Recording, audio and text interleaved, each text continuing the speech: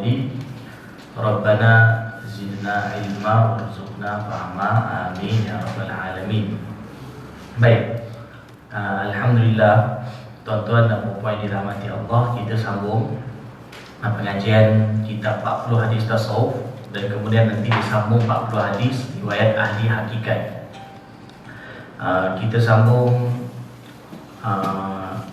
hadis yang ketiga. Hadis yang ketiga, muka surat 7. Sebab dulu kitab ni kita dah mula dah, kita dah baca 2 hadis. Dulu mukadimah dan kita dah baca 2 hadis. Dan kita sambung hadis yang ketiga, betul kan? Betul lah, belum ke 15. Last kali. Ha? Last kali ke 15. Oh dah. Oh maknanya 8 last kali muka apa? 15. Muka 15. Jadi okey. Maya akan sambung hadis ke-7 pula. Hadis ke-7. Baik. Okey, kita sambung hadis yang ke-7. Kita sambung hadis yang ke-7. Saya dah letak gambar. Okey. Hadis yang ke-7. Dulu kita punya pengajian di sini, pengajian kitab sirah. Dan pengajian kitab sirah tu dah khatam dah. Kemudian kita sempat sekali baca kitab ni. Kita sempat sekali. Kemudian kita dah baca 5 hadis. Jadi kemudian pengajian dulu, okey, macam hari ni saya minta maaf. Mungkin tuan-tuan dah sampai awal pukul 9. Saya ni pula terlupa. Dia biasalah dah lama sangat cuti. Sampai kadang saya pun terlupa. Tadi Dato' Haji call 9 suku tadi baru saya teringat. Allah, Haji Makno kalau call mesti ada sebab. Baru saya teringat bahawa hari ni ada kuliah. Jadi tu bergegas keluar datang ke sini. Okey, baik. Jadi kuliah kita akan datang ialah pada hari Rabu, Minggu bukan Khamis, dulu Khamis. Jadi pada akan datang mana untuk bulan hadapan kita akan mula Rabu Minggu ketiga. Rabu Minggu ke-3 pukul 9 hingga 10.30. Macam itulah, 10.09, 10.30. Cuma hanya bulan ni kita buat minggu kedua. Sebab bulan ni saya ada hal minggu ketiga. Pada bulan yang seterusnya Rabu minggu ketiga 9 hingga ke 10.30. Sebab pukul 11 tu saya ada kelas lagi. Jadi sebab kita mula awal sikit lah. Okay, baik. Itu berkenaan dengan kuliah. Kemudian sekarang kita sambung kitab ni. Okay, tuan-tuan dan puan buka muka 16. Kuliah tu dah lama saat cuti. Berapa bulan tak tahu dah. Jadi sampai kita pun dah terlupa. Okey, hadis yang ke-7 tu. Hadis yang ke-7. Babun fi sifatil mu'minin wa sifatil ulama. Itu dia. Hadis yang ke-7 muka surat 16.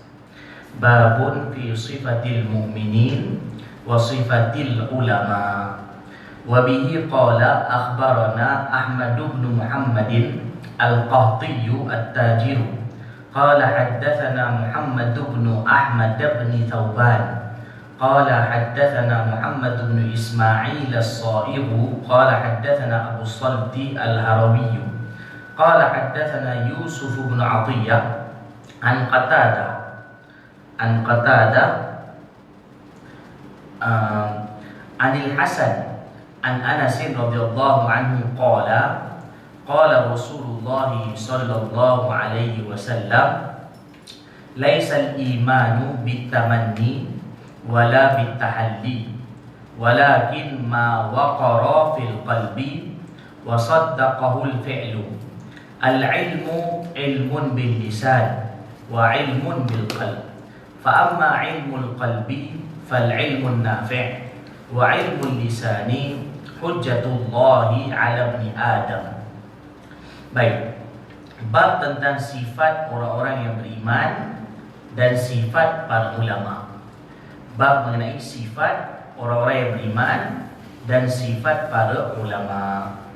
Daripada Sayyidina Anas radhiyallahu anhu, beliau berkata, Rasulullah sallallahu alaihi wasallam bersabda, iman itu bukanlah dengan bercita-cita dan dakwaan semata-mata. Okey, nanti kita baca dulu terjemah. Nanti saya akan tengok balik terjemahan tu secara lebih detail. Nanti kita tengok daripada hadis tu Okey. Iman itu bukanlah dengan bercita-cita dan dakwaan semata-mata. Akan tetapi iman adalah apa yang berada dalam hati dan amalan membenarkannya, iaitu amalan sesuai dengan apa yang dipercayai oleh hati. Ilmu adalah ilmu dengan lidah dan ilmu dengan hati. Ilmu hati dengan adalah ilmu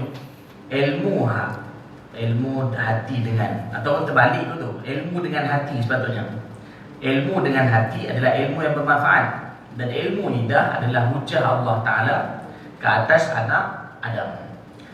Okey, tuan-tuan dan puan dirahmati Allah, cuba tengok bahasa Arab tu. Saya nak terjemah direct daripada bahasa Arab. Saya nak terjemah direct daripada bahasa Arab. Tengok yang kat bawah tu je. Okey, tengok qala Rasulullah sallallahu alaihi wasallam. Tengok kat situ je. Kan daripada Sayyidina Anas radhiyallahu anhu kemudian ada kan qala Rasulullah sallallahu alaihi wasallam. Okey. Laisa terjemahnya bukanlah. Laisa bukanlah atau tidaklah. Laisal imanu bitamanni. Tidaklah iman itu bitamanni, iaitu dengan angan-angan. Tamanni ni mana angan-angan. Kat bawah tu terjemah cita-cita. Okey dah tu. Tidaklah iman itu dengan angan-angan. Wala bitahalli, dan tidak juga dengan bitahalli. Tahalli ni orang kata asal kat situ dia terjemah dengan dakwaan. Tapi tahalli ni sebenarnya asal makna dia orang kata berhias-hias diri. Sebab tu saya nak terjemah dia direct bahasa Arab supaya kita nak jelaskan. Okey, kalau kita tengok, iman itu bukan dengan angan-angan dan bukan juga dengan berhias diri. Maksud nak bagi tahu iman ialah bukan perkara dia datang dengan kita angan-angan. Aku orang beriman, supaya kita nak supaya jadi orang beriman. Maksudnya semata-mata kita inginkan nak jadi orang beriman, itu belum tentu lagi iman datang. Itu bukanlah iman, bukan iman yang sebenar. Kan, wala bitahalli, dan iman juga bukan dengan berhias diri. Apa makna iman bukan dengan berhias diri? Maksudnya kalau satu orang dia menunjuk-nunjuk bahawa konon dia orang beriman, tapi hakikatnya dia bukan beriman, maka tetap dia tak dikira beriman. Itu makna tahalli. Tahalli ni maknanya berhias diri. Contoh kan, contoh satu orang kalau luar nampak zahir macam orang beriman, contoh kata nampak macam orang baik, tapi sebenarnya dalam hati orang tak beriman, tak kira beriman juga. Maknanya macam zaman Nabi SAW, macam orang munafik zaman Nabi. Mereka dari luar nampak macam Islam, tapi dalam iaitu sebenarnya tak terima pun Islam. Maka mereka dipanggil munafik. Dan di sisi Allah mereka adalah bukan Islam, kafir. Tapi itu orang munafik lah, orang munafik. Dan itu orang yang munafik. Malah munafik zaman Nabi. Jadi iman ni bukan hanya cita-cita dan semata cita-cita iman datang, dan bukan juga dengan semata-mata orang tu dia berhias diri, dia dah dikira sebagai mukmin. Tapi apa dia? Walakin tu apa dia? Tetapi ma waqara fil qalbi. Tetapi apa yang waqara ni maksudnya apa yang orang kata menunjang atau apa yang tertancap di dalam hati. Tetapi apa dia? Iman tu ialah apa dia? Iman itu ialah ma waqara fil qalbi. Apa yang orang kata bertunjang dalam hati. Maksudnya apa yang betul-betul masuk dalam hati, maka itulah yang dinamakan iman. Wa saddaqal fi'lu, dan dibenarkan oleh perbuatan. Jadi apa dia iman? Tu kat situ. Walakin ma waqara fil qalbi wa saddaqal fi'lu. Makna iman ialah apa yang masuk dalam hati, betul-betul bertapak dalam hati, dan dibenarkan oleh perbuatan. Perbuatan menyokongnya, maka itulah dinamakan iman. Jadi apa ni iman? Tuan-tuan dan puan dirahmati Allah Subhanahu Wa Taala. Makna iman ni ialah keyakinan yang ada dalam hati seseorang, dalam dada seseorang terhadap Allah, terhadap Rasulullah SAW. Kemudian keyakinan tersebut dizahirkan dengan perbuatan. Jadi apa kesimpulan dia? Kesimpulan dia, iman bukan hanya luaran. Iman bukan hanya luaran dan bukan juga hanya dalam. Iman yang sebenar, satu pertama, iman yang sebenar bukan hanya dalaman. Setakat kita nak iman dalaman pun tak kira iman, ataupun luaran dia pun bukan. Tetapi ialah gabungan dua-dua. Gabungan dua-dua, maka itulah dipanggil iman. Apa yang ada dalam hati satu orang, kepercayaan, keyakinan kepada Allah Ta'ala, kemudian disertai dengan perbuatan, maka itulah dinamakan apa? Iman. Kan satu orang contoh dalam hati dia betul-betul yakin kepada Allah Ta'ala, kepada Rasulullah SAW dan amalan agama lain, kemudian diri dia pun beramal. Fi'il di situ masuk perbuatan. Perbuatan tu ada amal lah. Amal dia juga melakukan perintah Allah, menjauhi larangan Allah Ta'ala, kemudian mengikuti sunnah Nabi, menjauhi larangan Nabi. Maka itulah dinamakan iman. Iman yang sebenar. Jadi nak cerita ni, iman bukan setakat cakap. Iman bukan juga setakat orang tu fikir-fikir, tetapi dia dulu. Apa yang ada dalam hati, apa yang menancap dalam hati, apa yang bertapak dalam hati, kemudian dizahirkan dengan perbuatan. Maka itulah dinamakan iman yang sebenar. Kadang-kadang mungkin tuan-tuan dan puan juga tengok apa yang Nasyid Raihan kan. Iman tak dapat di apa? Macam mana? Dijual beli lagi apa? Iman tak dapat dijual beli, diwarisi kan. Walau apa pun caranya jual kan, kau mendaki gunung yang tinggi. Kadang-kadang ada nasyid-nasyid tu, Masya Allah, dia punya makna dia, walaupun kita dah biasa dengar, tapi sebenarnya begitu penting makna dia. Tapi kadang-kadang bila orang nasyid-nasyid, orang hanya alunan nasyid je lah, tapi kadang-kadang makna dia tu begitu penting. Apa yang dinasyidkan oleh Raihan tu sebenarnya benda yang besar kan, Masya Allah kan. Nasyid dulu-dulu ni kadang betul-betul menusuk jiwa. Jadi nasyid Raihan tu sebenarnya iman apa? Macam mana? Iman adalah mutiara lagi kan, Masya Allah. Sebenarnya iman tu, sebenarnya apa yang dinasyidkan oleh Raihan tu betul. Dan ialah sebab kerana mereka juga ustaz-ustaz kan. Jadi mereka juga ustaz-ustaz. Jadi kemudian lepas tu mereka ni, kemudian mereka buat nasyid. Tapi apa yang mereka nasyid itu adalah tepat kan. Iman Iman adalah mutiara. Apa lagi? Walau apa macam mana, kau mendaki gunung yang tinggi kan, kau merentas lautan api. Lagi apa? Namun tak dapat. Saya pun tak ingat. Dulu kecil-kecil dah lama dah. Tapi nak ceritanya, apa yang dinasyidkan oleh Raihan tu, itu ialah benar berkenaan dengan iman. Itulah berkenaan dengan iman kan. Kalau bapa beriman, dia kata iman tak dapat diwarisi. Betul tu. Bapa beriman, anak belum tentu beriman. Belum tentu lagi beriman kan. Kadang kalau bapa macam orang baik, belum tentu lagi anak orang baik, dia tak dapat diwarisi. Bermakna kesimpulan ni ialah setiap orang dia perlu untuk usahakan supaya iman tu ada masuk dalam hati dia. Tapi pertanyaan akan timbul, macam mana iman tu nak diusahakan masuk dalam hati? Adakah perkara adakah begitu senang, mudah? Sebenarnya sukar. Tetapi ada cara-caranya. Kalau kita kembali pada zaman Nabi SAW, macam mana iman tu boleh masuk dalam hati sahabat? Iman mereka tu punyalah kuat sampai tubuh badan mereka walaupun disakiti, diseksa, disebat, dipukul, dipijak, sampai kata mati pun ada. Tapi iman sikit pun tak terjamah. Sikit tak berganjak iman mereka. Jadi mereka macam mana sampai iman tahap tu boleh datang? Iman mereka memang hebat. Sebab kenapa? Mereka duduk dengan Nabi. Bila mereka duduk dengan Nabi SAW sampai kepada mereka, kalau kamu buat sekian dapat syurga, kamu sekian Allah jauhkan kamu dari neraka kan. Nabi bagi tahu syurga, bagi tahu neraka, kemudian Nabi bagi tahu janji-janji Allah ada dalam Quran. Bila dengar tu, para sahabat terus yakin. Dan keyakinan tu tak berganjak, terus tetap apa berlaku pun takkan tinggalkan iman mereka. Tapi zaman kita ni ialah zaman yang penuh dengan fitnah. Tapi macam mana antara cara terbina di iman? Dia juga terbina di iman dengan kita duduk kat mana. Dengan kita menghadiri majlis ilmu, majlis-majlis yang baik, datang ke masjid, duduk dalam suasana yang baik. Contoh macam majlis macam ni, kita bicara pasal syurga, neraka atau ayat Quran dan Rasulullah SAW. Sebenarnya inilah majlis yang menambahkan iman. Tapi kalau kita duduk dalam majlis maksiat, iman akan jadi jatuh. turun, dan kalau lagi teruk silat-silat iman boleh dicabut. Kalau lagi teruk ada iman boleh dicabut. Jadi sebab itu bila kita duduk dalam majlis maksiat ni, majlis yang tak baik, iman boleh jatuh. Karena sampai down, silat-silat mungkin 1%, 2%, 3% je. Macam kita kata macam bateri. Dan kalau sampai tahap kadang boleh tercabut iman.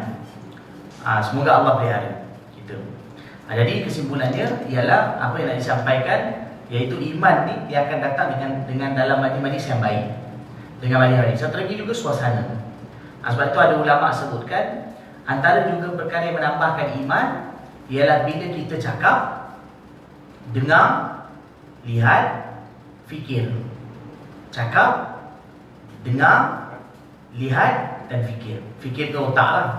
Berkenaan dengan agama ni, dia akan menambahkan iman. Iman akan bertambah. Iman akan bertambah. Cakap kebaikan. Cakap kebaikan, kalau kita cakap pasal Allah Subhanahu Wa Taala, cakap berkenaan dengan Rasulullah, cerita pasal Allah, cerita pasal Rasulullah sallallahu alaihi wasallam. Kadang-kadang benda tu bukan benda yang besar. Besar yang maksudnya bukan benda susah. Kadang-kadang bukan benda susah. Apa sebagai contohnya?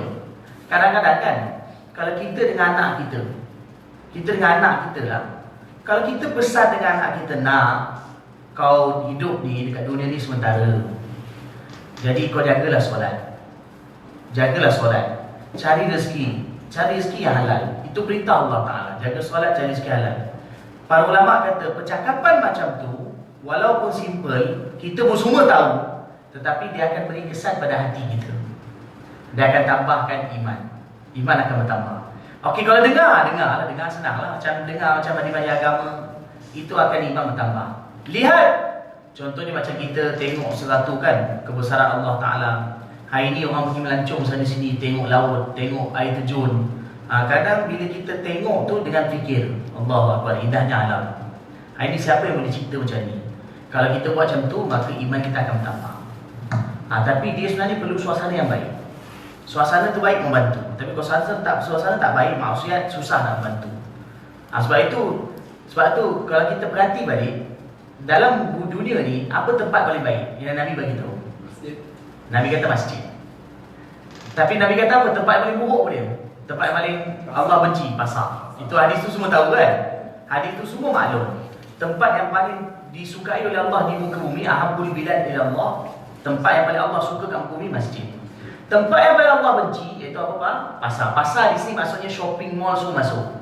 Tempat, orang kata tempat membeli belah. Tempat orang berjual beli. Kalau kita perhatikan, kenapa tempat yang Allah paling suka, tempat yang Allah paling benci antara dua ni? Sebab di masjid lah tempat yang terbina ni iman. Bila duduk masjid, dekat masjid orang tak ada, secara umum orang datang masjid tak ada nak buat jahat. Mana ada orang datang masjid buat jahat? Yang nak mencuri itu cerita lain. Tapi itu memang dia dari awal pun niat tak baik. Tapi orang yang datang ke masjid, secara umum memang datang tu nak pergi masjid, ialah memang nak melakukan amal ibadat. Dan masjid tempat suasana paling baik untuk iman terbina. Maka kerana itu masjid tempat terbaik. Tapi tempat mana orang paling lupa Allah? Antara tempat orang paling lupa Allah Ta'ala, shopping mall. Kan shopping mall, maksudnya tempat beli belah, bazar-bazar. Bila orang pergi, orang tak ingat Allah langsung. Kan, kalau peniaga yang fikir nak untung. Itu peniaga. Yang datang pula, nak beli apa, nak cantikkan sana, nak tunjuk sana, nak tunjuk orang sana, nak tunjuk orang tu. Itu yang datang. Ingat Allah, langsung tak ada. Kosong. Secara umum lah susah nak ingat Allah Ta'ala. Maka oleh kerana itu, tempat beli belah, atau kita panggil bazar, pasar-pasar, pasar raya, shopping mall, pusat beli belah, ialah tempat Allah paling benci. Sebab apa? Di situ tempat paling mudah hancur di iman. Kan, tempat paling apa ni? Itu belum cerita lagi suasana. Kan, belum cerita suasana lagi. Kita pergi, orang buka aurat, kadang-kadang orang cakap yang tak baik. Jadi itu menyebabkan suasana kita punya iman jadi binasa. Dan iman jadi binasa. Kesimpulannya ialah untuk kita meningkatkan iman dan iman supaya supaya iman ni betul-betul menancap dalam hati kita, maka kita perlu mencari suasana-suasana yang baik dekat dunia ini. Maka di antara tempat yang paling baik ialah masjid-masjid, surau dan majlis-majlis ilmu. Ini tempat yang paling baik. Okey, baik. Kadang-kadang orang tanya, kadang orang tanya dengan saya, pernah berapa kali lah pernah orang tanya. Dia tanya, "Ustaz, boleh tak pergi ke bola, padang bola? Tengok bola boleh ke tak?" Kadang itu satu soalan. Pernah juga satu soalan, boleh tak saya tengok wayang? Kan? Kadang-kadang bila orang tanya soalan dengan kita, kadang kita tak suka nak bagi terus hukum haram, halal, haram. Kita tak suka nak bagi macam tu. Kadang-kadang ada kala boleh kita terus kat haram, tak baik. Tapi kadang-kadang kita bila kita bagi tahu tu perkara, juga kita kena bagi tahu supaya orang tu berfikir. Jadi kadang kalau orang tanya pada saya soalan macam tu, saya tak terus kata haram ataupun tak baik ke, ataupun kita bagi tahu hukum. Tetapi cara dia kita bagi tahu, cuba kita fikirkan kalau kita hadir balik contoh, apa keadaan orang tengok bola? Kalau kita tengok, kadang-kadang terpekik, terlolong, tak ingat dunia langsung. Ingat Allah jauh sekali. Jadi kalau kita fikir, adakah Malaysia itu baik? Kalau kita semua fikir, kita semua maklum keadaan tersebut. Jadi kalau kita datang, perhimpunan macam tu adakah baik atau tidak? Akal manusia yang sejahtera kata tak baik. Jadi kita tak baik, kita kata biar kau sendiri hukum kan, tak payahlah datang. Tak payah, kau sendiri dah tahu dah keadaan di sana, jadi tak payah datang. Jadi awak sendiri faham keadaan di sana macam mana, tak datang. Panggung wayang lebih macam tu juga kan. Orang pergi bukan nak buat benda baik, kadang-kadang na'udzubillah buat benda tak baik. Jadi awak sendiri tahu apa hukum, maka fikir di sini. Jadi bila dah tahu macam tu, tak payah kita nak bagi hukum, awak sudah faham, maka jauhilah majlis atau perhimpunan seumpama perhimpunan macam tu. Okey, sambung. Bila kalau dia tak mau maksiat sekalipun, tapi tempat tu tempat orang lupa Allah. Kalau dia tak mau maksiat pun, tapi tempat tu tempat orang lupa Allah. Kan katalah dia tak mau maksiat, dia tak buat macam lain, tapi suasana yang kadang menyebabkan iman jadi hancur. Kita tengok kan. Okey, sambung. Okey, al-ilmu ilmun bil lisan wa ilmun bil qalbi. Ini terjemah kat bawah tu, itu terjemah tu macam ada sikit kurang, macam longgar sikit terjemah dia. Okey. Yang Nabi sambung lagi, ilmu itu ilmun bil lisan wa ilmun bil qalb. Ilmu pada lidah dan wa ilmun bil qalb, dan ilmu pada hati. Maksudnya ilmu ada dua jenis. Satu ilmu dengan lidah, pada lidah. Satu lagi ialah ilmun bil qalb, ilmu pada hati.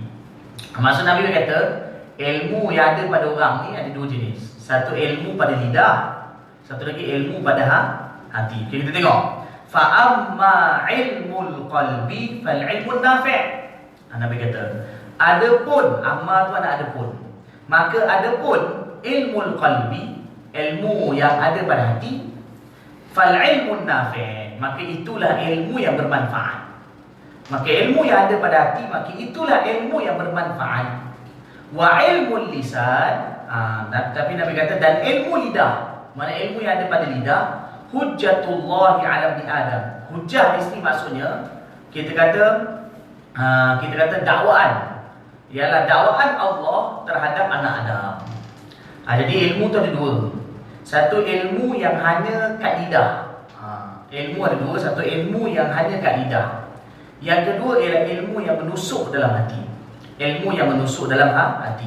Nabi SAW beritahu ilmu yang menusuk dalam hati itu ialah ilmu yang memberi manfaat. Apa maksud dia? Maknanya nak beritahu orang yang mana ilmu dia itu betul-betul masuk dalam hati. Apa maksudnya? Ilmu yang diamalkan. Bila ilmu itu masuk dalam hati, ialah ilmu diamalkan. Nabi kata itulah ilmu yang benar-benar bagi manfaat kepada diri dia dan kepada orang lain. Ilmu yang menusuk dalam hati. Tapi satu lagi jenis, ilmu kat lidah. Apa dia? Setakat pandai cakap. Kan? Dia berilmu, dia pun orang berilmu juga. Kan orang dia pun ilmu kat lidah, dia pun orang tu berilmu juga. Dia bukan tak tahu ilmu, dia tahu ilmu. Tapi Nabi kata ilmu itu setakat terhenti kat lidah, tak masuk kat dalam hati. Maka Nabi SAW beritahu ilmu macam ni di akhirat nanti akan menjadi dakwaan Allah terhadap orang tu. Apa maksud dia? Allah Ta'ala akan dakwa dia.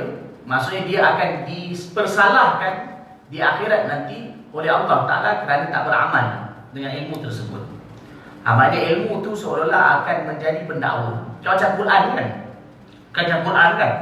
Quran pun ada dua. Kalau orang tu amalkan Quran, Quran bantu dia. Tapi kalau orang tu tak amal kat Quran, Quran akan dakwa dia.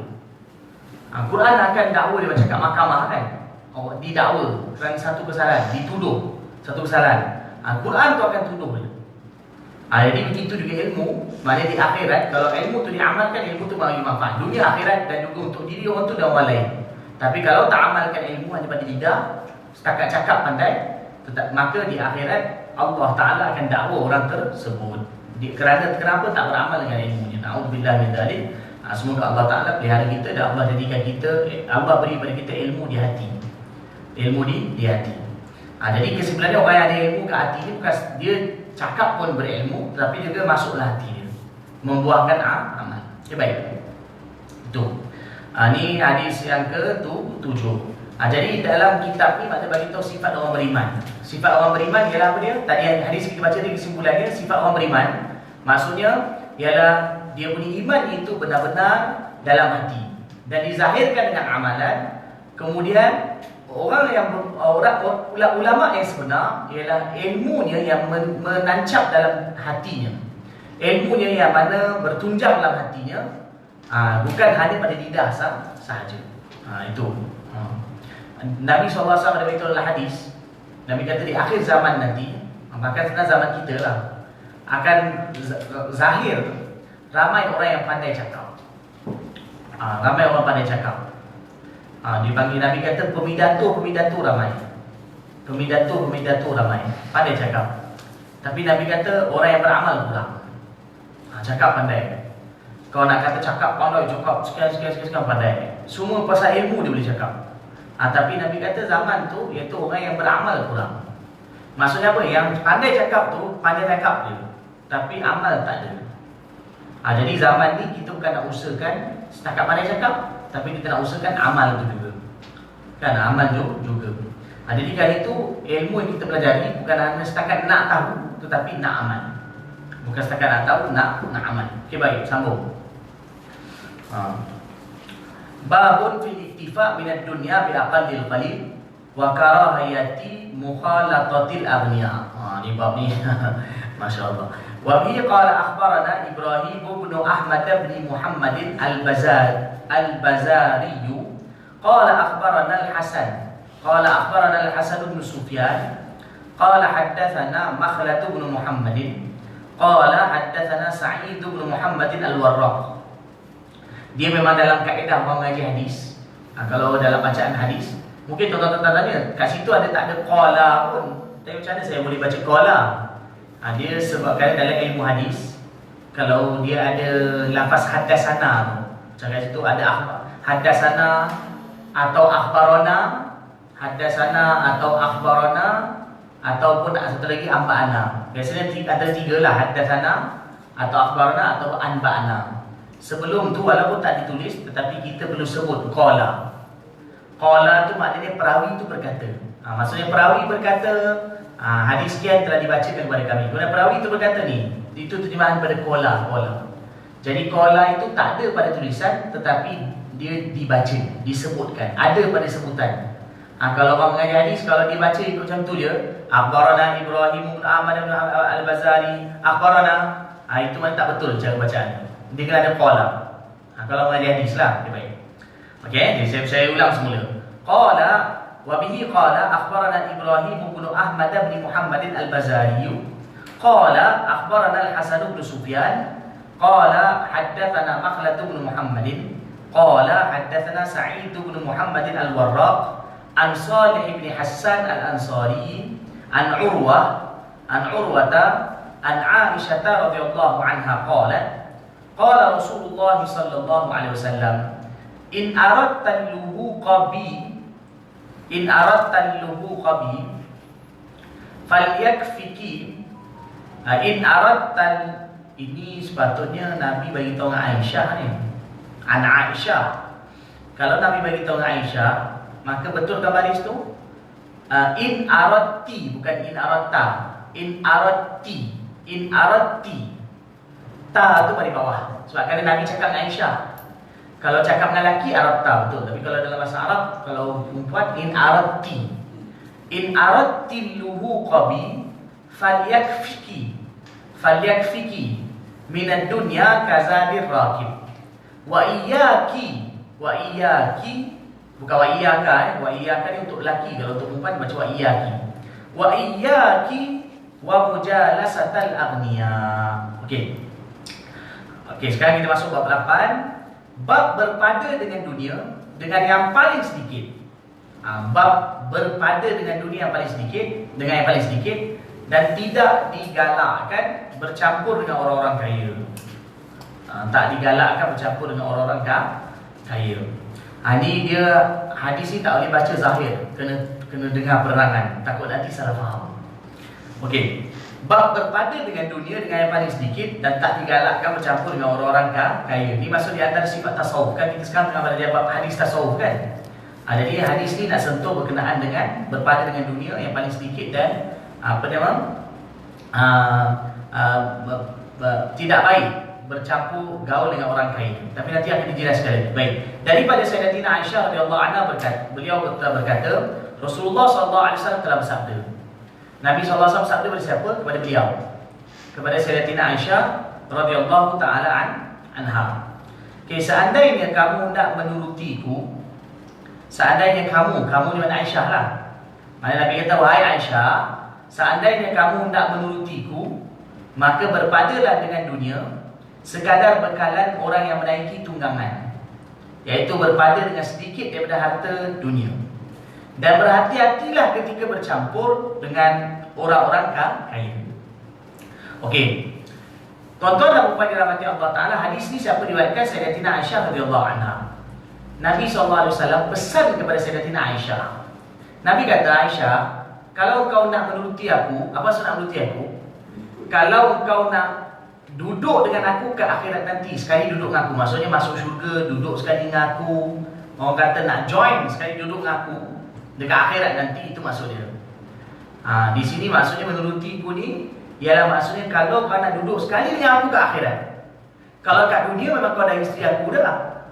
Dekat dunia kau memang dah isteri aku. Tapi kalau ke akhirat pun kau nak duduk sekali dengan aku, maka apa dia? Ingat pesanan aku dia. Apa Nabi kata?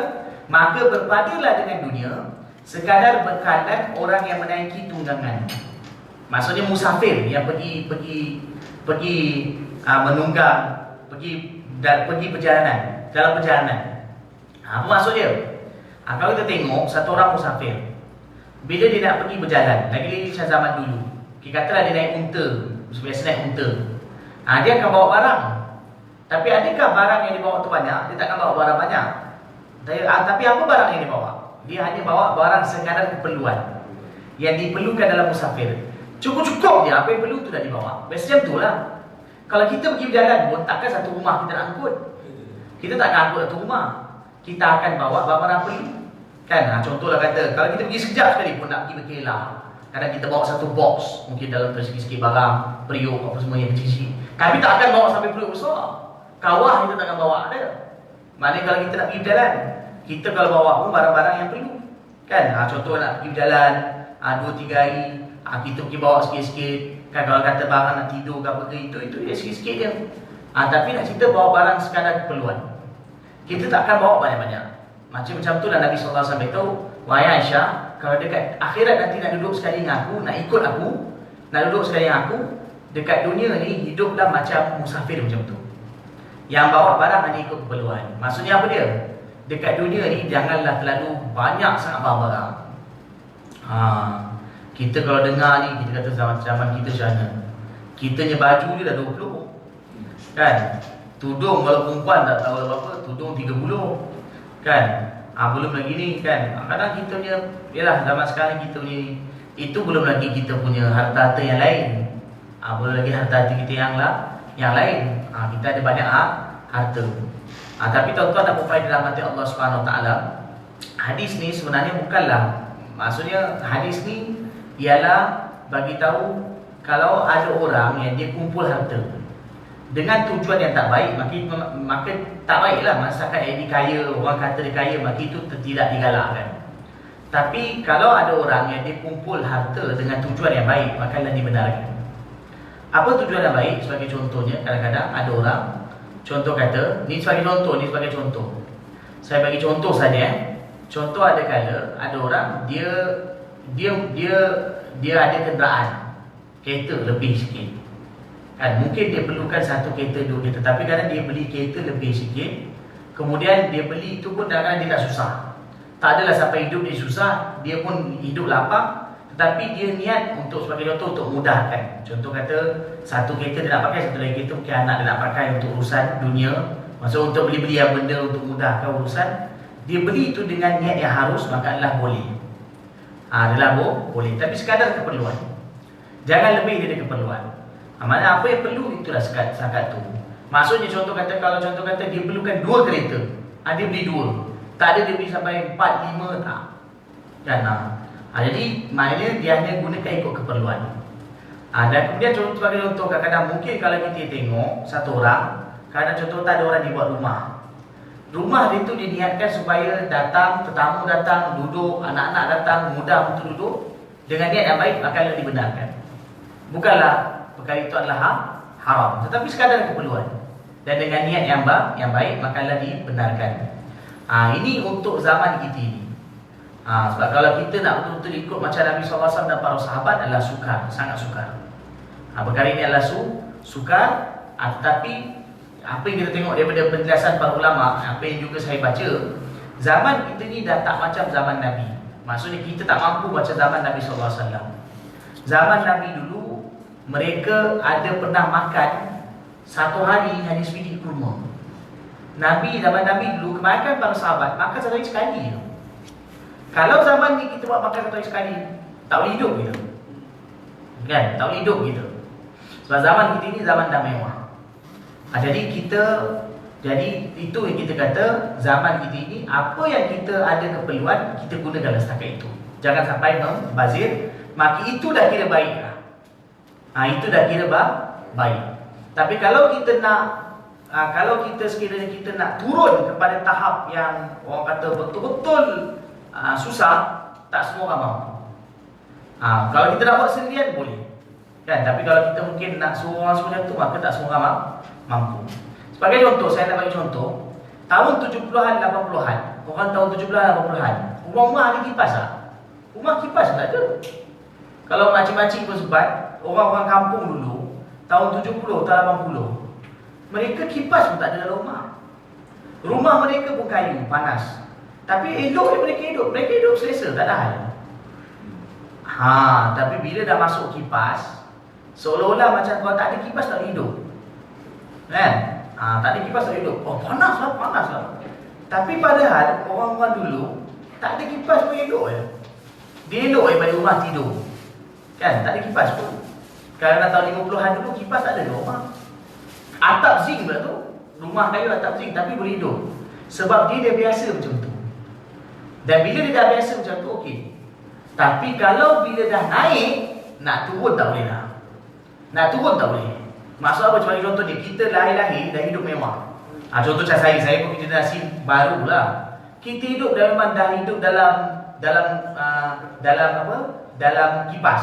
Sekali tiba-tiba tak suruh kita tak pakai kipas, tak mampu dah. Tak mampu. Kan kalau tak ada kipas tak mampu. Generasi yang sekarang budak-budak pula dah memang lahir-lahir dalam aircon. Lahir-lahir dalam aircon. Bila dah lahir dalam aircon, bukan lagi kipas dalam aircon, tak ada aircon tak boleh hidup dia. Jadi itu saya nak sampaikan, iaitu setiap zaman ada keadaan. Setiap zaman ada keadaan, mana ada masa. Jadi sebab itulah para ulama galak kan, paling kurang kita hiduplah sederhana sekadar perlu. Tapi kalau kita nak tekan orang dengan kita kata bahawa zaman Nabi makan sekali, kita nak suruh orang makan satu biji kurma, tak boleh. Orang takkan mampu. Orang takkan mampu. Zaman kita ini kalau makan satu hari sekali, macam-macam penyakit datang. Makan boleh sakit. Sakit perut, sakit kepala, semua sakit lah. Semua sakit. Sebab kita tak mampu. Tapi zaman itu makan satu hari sekali pun tak ada sakit. Sebab apa? Sebab dia dah biasa. Kan? Saya jadi cerita pengalaman saya. Saya dulu masa zaman belajar. Ini cerita zaman belajar lah. Masa belajar di Pakistan tu, ada kawan-kawan orang Indonesia. Orang Indonesia yang datang belajar di Pakistan dulu masa belajar, mereka ni orang susah, orang miskin, mereka datang belajar. Jadi apa yang berlaku? Kita ni dah biasa dengan kipas. Jadi bila kita duduk kat madrasah, kat bilik-bilik tu, bila kita duduk, kita akan buka kipas. Tapi bila budak Indonesia ni dia masuk kelas, apa kerja dia? Dia ditutup kipas. Kita pun bengang. Yalah, bagi manusia kan kita bengang. Oh, aku buka kipas, kau pergi tutup kipas. Kenapa? Kan? Rupa-rupanya apa dia? Diorang memang biasa hidup dalam kipas. Jadi dia kalau tak ada kipas pun dia boleh hidup. Dia boleh duduk. Jadi tapi masalahnya dia paksa kita tak pakai kipas. Dia masuk dia tutup kipas. Kan kadang-kadang kita masuk kita buka kipas untuk kita pakai. Kita dah biasa kipas, tak ada kipas kita tak selesa. Tapi bila dia masuk dia nampak kenapa perlu kipas? Dia tak perlu kipas pak. Dia tutup kipas. Kan dan kita apa nama? Kita Allah, kita perlukan kipas ni. Kan tapi dia tak perlu. Dan dia tak ada apa, dia tak ada kipas pun elok relax. Sebab apa? Sebab dia datang dari negara dia pun rumah dia pun tak ada kipas. Dia orang susah. Dia orang susah tak salah. Jadi lepas tu lepas dah lama pengalaman dengan dorang ni, kita tahu dia memang biasa hidup susah. Kita tak mampu turun sampai tahap tu. Jadi apa buat? Duduk jauh-jauh dengan dorang.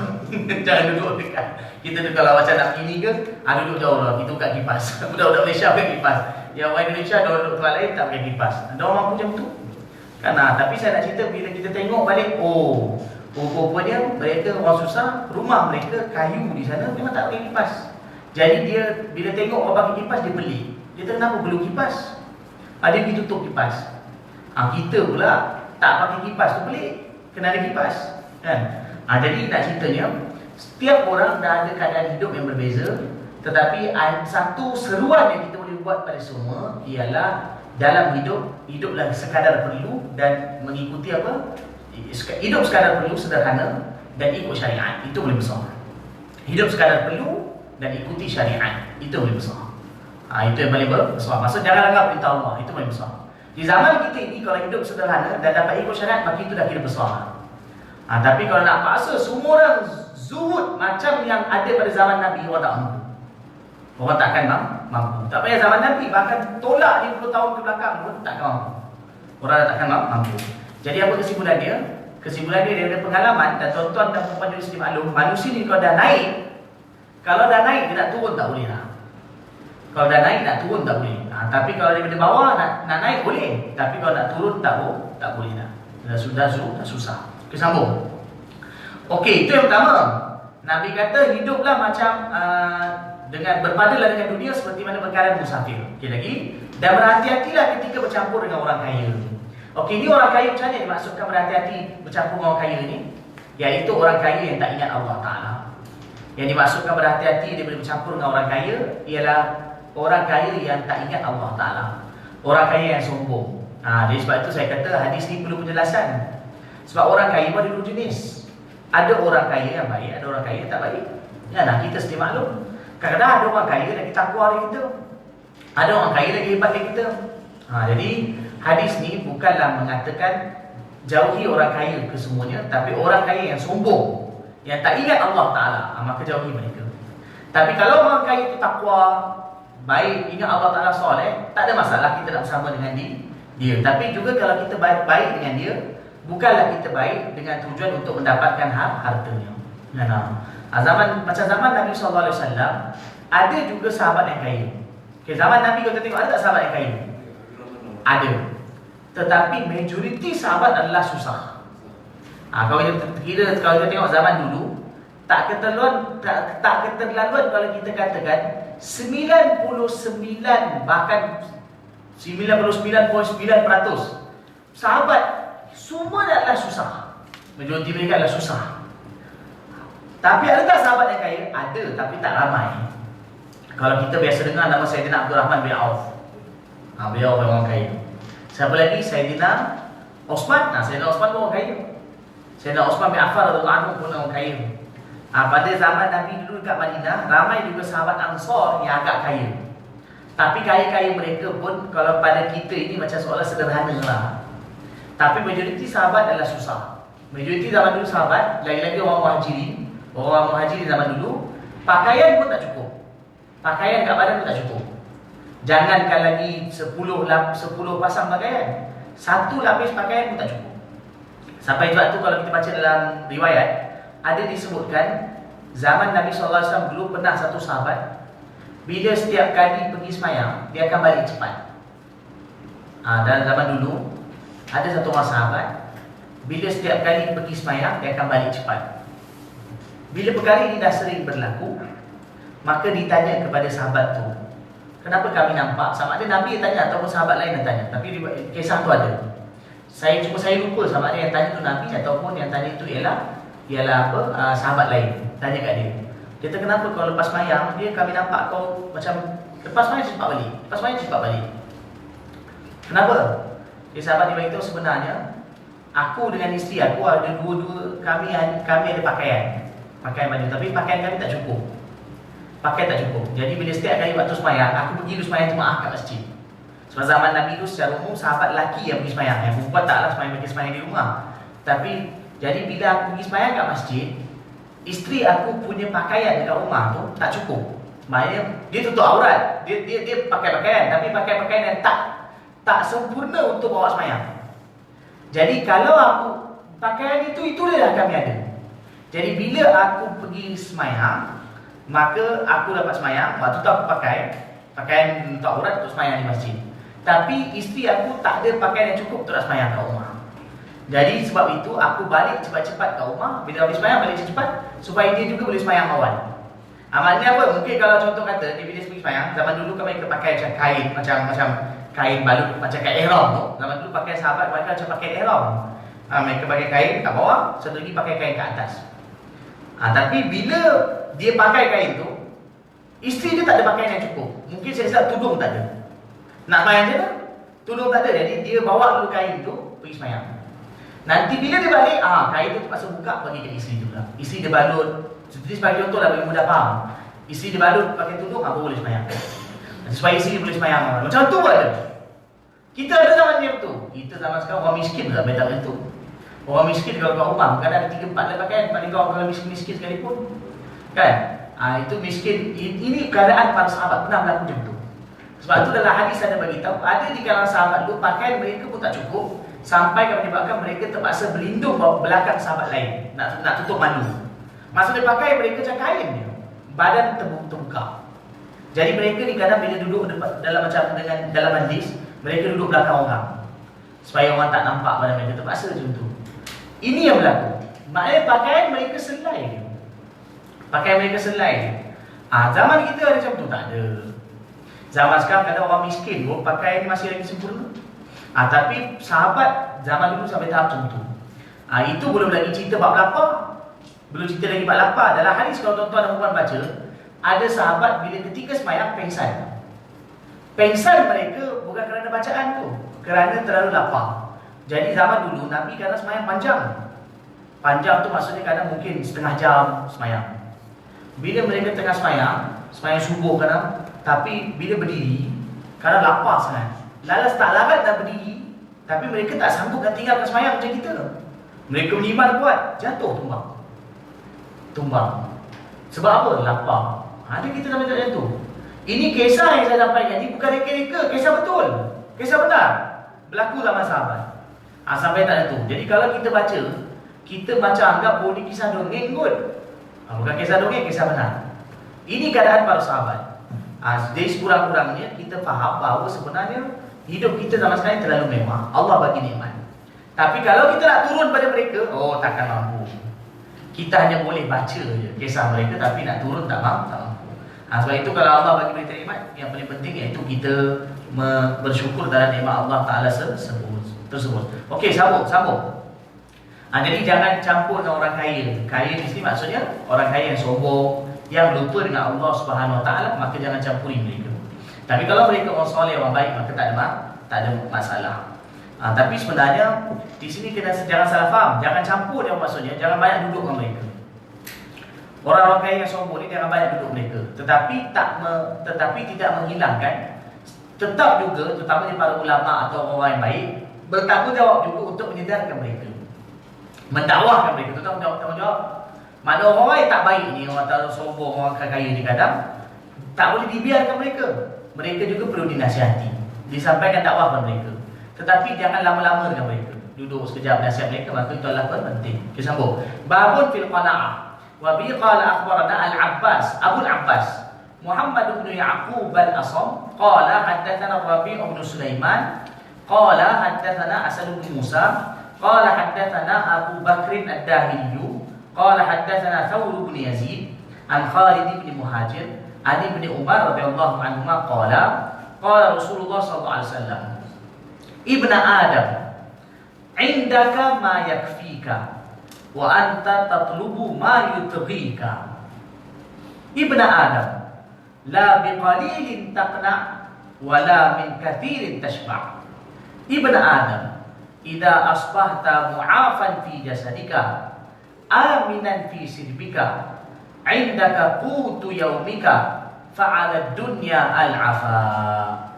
Fa'ala dunya al-afa. Cukuplah, okay, baik. Bab berkenaan dengan qanaah. Bab berkenaan dengan qanaah. Qanaah ni apa dia? Qanaah ini maksudnya merasa cukup dengan apa yang ada. Mana apa yang Allah bagi itu dia merasa cukup. Maksudnya pada perkara dunia tau. Jangan salah faham. Qanaah ni dia sunat kat perkara dunia, bukan pada perkara agama. Perkara agama tak boleh rasa cukup. Perkara agama ni kita kena tamak. Tamak dengan agama ni maksudnya cari ilmu, amal. Itu kena tamak. Tamak maksudnya perlu sentiasa tambah. Itu untuk agama.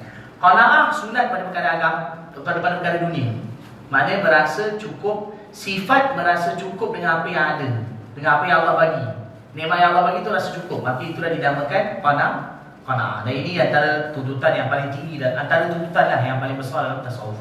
Okey, baik. Daripada Ibnu Umar radhiyallahu anhu beliau berkata, Ibnu Umar maksudnya Sayyidina Abdullah bin Umar radhiyallahu anhu berkata, Rasulullah sallallahu alaihi wasallam bersabda, wahai anak Adam, kau mempunyai keperluan yang mencukupi untuk dirimu, tapi kau tetap meminta sesuatu yang boleh menyebabkan kau menjadi zalim.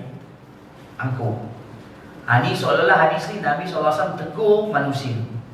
Nabi tegur anak Adam. Apa Nabi kata? Wahai anak Adam, kau mempunyai keperluan yang mencukupi untuk dirimu, tapi kau tetap meminta sesuatu yang boleh menyebabkan kau menjadi zalim atau jadi angkuh. Maksudnya apa dia? Wahai anak Adam, Allah bagi pada kau sudah cukup, tapi kau nak lagi lebih harta yang boleh menyebabkan kau lupa Allah Ta'ala. Kenapa sampai jam tu sekali? Tentulah. Dia sambung. Kemudian Nabi kata lagi, wahai anak Adam, kau tidak qanaah dengan yang sedikit. Mana tak merasa cukup. Kau tidak qanaah dengan yang sedikit, dan tidak juga kenyang dengan yang banyak. Maksud Nabi SAW tegur lagi. Apa Nabi kata? Kalau sikit pun kau tak cukup, dan banyak pun kau tak kenyang lagi, masih lagi nak tambah. Apalah kau ni? Soalan macam itulah. Nabi SAW tegur, wahai anak Adam, kau tak cukup dengan yang sedikit, dan tak kenyang, tak puas dengan yang banyak. Kenapa sampai tak macam tu? Kan kalau banyak pun masih kan dalam hadis saya. Dalam hadis kan Nabi ada cakap kan. Hadis tu tuan-tuan juga biasa dengar. Kalaulah anak Adam diberikan satu lembah emas, dia akan minta yang kedua. Dan begitulah seterusnya, dia akan minta. Kalau dapat dua, dia akan minta lagi. Nabi kata tak ada yang boleh cukupkan dia melainkan tanah. Maksud tanah. Dah masuk tanah baru Nabi dalam setengah riwayat beritahu melainkan mulut dia dah masuk tanah. Maksudnya apa? Dia dah mati barulah dia boleh cukup. Memang betul pun. Maknanya kadang-kadang kalau tanya maka orang tu tak merasa cukup dengan apa yang ada. Okey. Lagi dia akan tak cukup. Sebab itu kadang-kadang kita kalau urus dunia ni kadang-kadang memang tak pernah rasa selesai lah. Takkan cukup kan. Jadi tak pernah cukup. Saya macam cerita, macam saya sendiri pun pengalaman kan. Saya sendiri pengalaman ni ada cerita lah untuk muhasabah kita bersama kan. Kadang-kadang kita buat kadang-kadang ada sikit keperluan, kita buat rumah. Macam baru ni adalah sikit, macam bila air rumah saya tu rosak, baikilah sikit.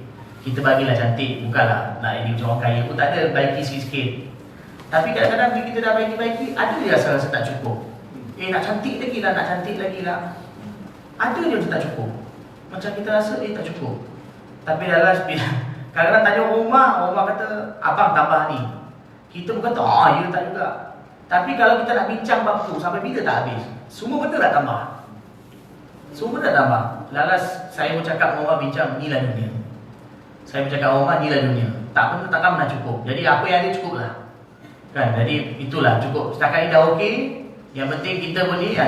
Tak, saya bagi contoh bagi diri saya ni. Ini bukan nak beritahu saya baik, bukan. Tapi nak ceritanya, kita semua ada pengalaman macam tu. Kan, kita semua ada pengalaman itu. Tak percaya tu tuan-tuan tengok.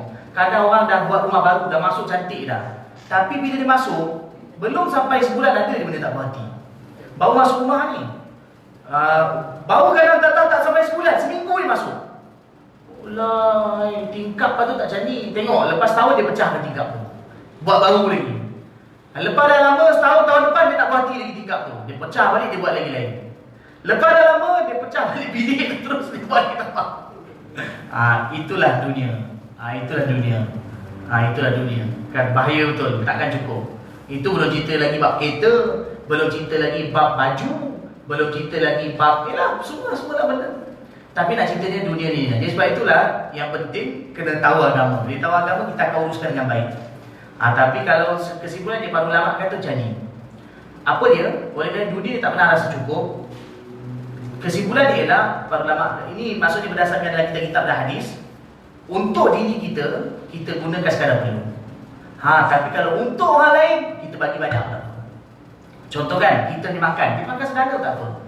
Tapi kalau kita jamu orang makan, bagi yang terbaik. Ini sebagai contoh, saya tak cakap siapa, sebagai contoh. Jadi itu yang paling, itu yang kita ni. Sebagai contoh untuk diri kita, kita sepadat ni. Tapi untuk orang lain, kita bagi. Kita bagi yang terbaik adalah digalakkan. Okey, sambung. Itu sama. Okey, jadi itu Nabi kata, Nabi dah beritahu dah. Nabi kata kamu takkan puas dengan apa yang ada. Baik. Wahai anak Adam, jika kau berpagi-pagi dalam keadaan jasad yang sehat, hati yang aman dan mempunyai makanan yang cukup pada hari tersebut, maka binasalah dunia. Di sini terima binasalah dunia, maksud tak perlu lagi pada nikmat dunia yang lain. Okey, baik.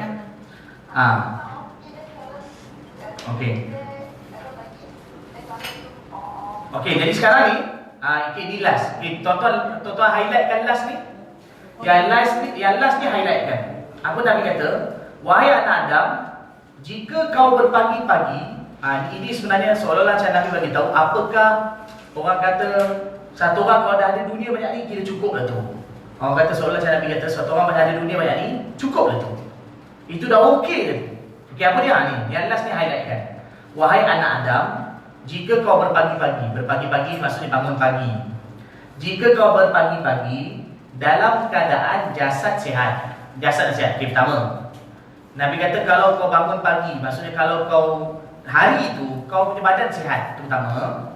Kemudian hati yang aman, hati kau tenang, nombor dua. Yang ketiga, kau mempunyai makanan yang cukup pada hari tersebut. Makanan ada. Maka Nabi kata binasalah dunia. Maksudnya sebenarnya itu dunia dah ada dah pada kau, cukup dah tu. Maksud tak perlu lagi nak tambah lagi. Ya? Bukan. Situ kat bawah tu ada nota kaki dia tu. Kat bawah tu tak perlu lagi pada nikmat dunia lain. Sebab tu dia buat nota kaki tu. Binasalah dunia tu maksudnya tak perlu lagi pada nikmat dunia lain. Jadi sebab tu saya terjemahkan maksudnya waktu tu cukuplah kehidupan kau. Jadi sebenarnya tuan-tuan dan puan, apa dia nikmat yang besar kalau kita dalam dunia ni? Pertama, kalau jasad sihat, badan sihat, hati tenang dan makanan ada. Nabi kata sebenarnya itu dah kira banyak dah pada kau. Itu dah ada dah nikmat dunia pada kau. Cukuplah. Janganlah rasa dah tak ada. Janganlah kau rasa kau nak lagi. Nabi kata cukup. Sebenarnya apa dia? Itu nikmat dunia utama. Nikmat dunia apa dia? Pertama, sihat tubuh badan. Yang kedua ialah apa dia? Sihat tubuh badan. Yang kedua ialah hati tenang. Nabi sebut hati tenang. Sebab kalau hati tak tenang masalah. Yang ketiga, makanan ada. Nabi kata, Nabi soalan macam itu, dah lah tu, cukup lah. Yang lain tak perlu dah. Banyak tu cukup. Jadi seolah-olah macam Nabi SAW beritahu, kehidupan dunia kita ada ni sebenarnya yang paling utama tu tiga. Sihat tubuh badan, kemudian hati tenang, dan nombor tiga ialah apa nama? Ada makanan yang cukup. Nabi kata tak. Apa lagi kau nak? Cukup lah tu. Jadi seolah-olah macam inilah sebenarnya kehidupan dunia manusia perlu tiga. Sebab itu saya kata yang last ni highlightkan. Apa dia? Wahai anak Adam, kalau kau berpagi-pagi dalam keadaan jasad sihat, tubuh badan sihat, hati tenang, makanan hari itu ada, maka seolah kau sebenarnya dalam hadis ni bagi tahu Nabi kata binasa dunia. Tapi kalau kita tengok hadis lain, Nabi kata kalau saya lebih suka kalau tuan-tuan tulis kat nota kaki kalau dalam hadis lain. Hadis lebih kau sama kat sini, tapi Nabi kata apa dia? Nabi kata siapa yang bangun pagi, jasad dia sihat, hati tenang, makanan pada hari itu ada, Nabi kata dia seolah-olah telah dapat seluruh dunia. Itu hadis lain. Faka'an nama hizat lahu dunya bihadafiriha. Itu dalam riwayat hadis lain. Kalau tuan-tuan bagus, hadis lain tu pun tulis bagi mudah faham. Sebab hadis lain tu akan memberi kefahaman pada hadis ni. Sebab hadis ni takut tak faham pula. Jadi hadis lain tu ni, apa dia Nabi kata? Nabi kata barang siapa yang berpagi-pagi dalam keadaan jasad sihat, kemudian hati tenang dan ada makanan pada hari itu, Nabi kata seolah-olah dia dah dapat seluruh dunia. Sebab itulah dunia yang utama. Itu je sebenarnya. Kan? Sebab kalau kita tengok hari ni orang cari semua, kan, nak cari sihat tu kan. Kemudian pergi melancong sana sini nak dapatkan hati tenang. Kemudian apa dia? Kemudian pergi kerja sana nak dapatkan makan, minum. Jadi itulah dunia yang utama. Nabi kata kalau itu dah ada, sebenarnya itulah dunia yang kau dah dapat. Itulah sebenarnya dah cukup dengan apa yang ada. Baik, wallahu a'lam. Ya. Ada ajaran dia. Insya-Allah. Masya-Allah kan. Dia sebenarnya dalam kitab ada sebutkan orang yang berada umur 40 ke atas, 40 ke atas sampai 50 ke atas. Dalam kitab ada sebutkan manusia ni bila dah masuk 4 series lah kan. 40 ke atas, 50 ke atas sampai 60 ke atas. Biasanya nafsu dia terhadap dunia akan makin kurang. Sebab itu kita tengok yang masjid semua orang yang berumur. Orang muda susah cari. Tapi kalau orang muda, sejak muda lagi pun dah tertarik kepada akhirat, itu hebat. Tapi itu adalah jarang. Sebab itu zaman sekarang ni kita buat kuliah, kita duk cerita pasal orang kata tak ada apa, jangan terlalu tamak dengan dunia. Sedangkan memang depan kita tu orang memang dah tak ada tamak dunia dah. Dia pun dah pencen, tak ada apa dah. Sebenarnya kita nak banyak cakap macam tu pada orang yang muda ni. Tapi nak buat macam mana orang muda tak datang? Orang muda tak datang. Kan? Kalau kita tengok kan, maaf saya sebutlah, termasuk juga kadang-kadang macam wanita, macam bunga umpan. Mungkin zaman dulu juga kadang-kadang masa zaman macam bunga umpan wanita. Kadang-kadang mungkin zaman dulu, masa zaman muda, tidaklah macam banyak sangat solat, banyak baca Quran apa semua. Tapi bila dah makin berumur dah rasa, ya Allah, aku nak pergi dah. Tak tahu bila nak mati. Tapi kadang dah tinggal semua dulu-dulu dunia. Dulu-dulu tu dah tinggal, sekarang dah banyak buat amal. Orang macam ni kalau kita cakap pun dia boleh terima je. Yang kita nak cari ni orang-orang muda ni, yang umur 20, 30 ni, yang duk merempit, yang duk apa ni, ni. Nak usahakan golongan ni lah susah. Allah, susah betul. Nak tarik dia orang ke masjid, susah. Ibu bapa cakap kan dah tak makan dah. Lihat kan, macam mana nak buat tu? Sebab sekarang ni, sebab tu para ulama kata nak bina generasi yang sebenar, bina generasi muda. Yang tua-tua ni orang dah baik dah. Maaf saya sebutlah, maksudnya kita orang berumur dah baik dah. Tapi anak muda ni, jadi mereka ni lah yang perlu diusahakan dan kerja keras kena dibuat terhadap mereka. Perlukan bantuan semua, para ulama, orang awam, ibu bapa, juga didik ni. Sebab itulah antara usaha yang kita boleh buat daripada sekarang sebagai penutup majlis. Daripada sekarang, ibu-ibu kepada anak-anak muda, sebenarnya patut buat daripada dulu lagi, iaitu didiklah anak paling kurang datang ke masjid. Datang ke masjid. Sebab itu salah satu cara untuk jinakkan mereka dengan agama dan kebaikan. Kalau tak didik anak datang masjid susah. Tapi sekarang tak tahulah sampai bila SOP sampai 18 tahun ni kan. Sekarang tak benarkan 18 tahun. Tapi mudah-mudahan sebab mungkinlah mereka benarkan. Mudah-mudahan mungkin juga mereka juga tengah fikir macam nak cepatkan. Tapi insya-Allah lah mungkin dalam masa terdekat juga akan dibenarkan. Tapi kalau sampai bila lama-lama bahaya. Kalau SOP lama-lama tak benarkan 18 tahun ke bawah pergi datang masjid, ditakuti akan bagi kesan besar pada kanak-kanak. Kan? Ni sebab kalau lama-lama dia dibiar. Tapi kalau mudah-mudahan kalau mereka cepatkan, insya-Allah boleh dibawa supaya mereka juga dapat dinak dengan agama kan. Baik, wallah. Dia bila benda ni lama-lama, bukan saja kanak-kanak lihat, orang tua pun lihat. Kan, orang tua pun jadi lihat. Kan macam dulu kan. Orang dulu kadang lama walaupun kadang tak pergi sembahyang Jumaat pun, tapi Jumaat tu orang nak tinggal. Rasa macam berdosa betul. Tapi bila baru ni dah lama-lama tutup masjid, apa kesan dia? Orang tinggal Jumaat tu dah tak heran. Dan bila dah berlaku macam tu, nak pujuk balik, nak tarik balik pun bukan senang. Bukan senang. Jadi kan, yelah. Ada darat pun tak penuh. Tak penuh. Dan susah. Jadi Allah tak tahulah macam nak buat. Banyak doa dan perlu ada banyakkan usaha kan. Misalnya zaman dulu bila hari Jumaat tu kadang-kadang kalau kita tengok Laki-laki yang dewasa ni kadang-kadang malu nak pergi duduk kat airport. Semua akan pergi masjid. Yang datang balik seminggu sekali pun datang lah. Sebab dia tahu Jumaat tu wajib. Dan bila lama-lama sekarang orang dah biasa. Sekarang kadang kita tengok kat masjid pun penuh, kat luar pun penuh. Sebab dah tak ada malu dah. Dah jadi dilihat. Dah jadi biasa. Benda tu bahaya. Itu pada orang dewasa tu belum lagi kanak-kanak. Jadi sebab tu kita berdoa supaya cepat-cepatlah Allah Ta'ala hilangkan COVID ni, supaya hidup kita bolehlah macam biasa. Dan kanak-kanak, anak-anak muda ni boleh segera mungkin dibawa, ditarik ke masjid kan, untuk datang ke rumah Allah Ta'ala. Sebab itu adalah tempat yang paling baik untuk bina iman. Wallahu a'lam. Bismillahirrahmanirrahim.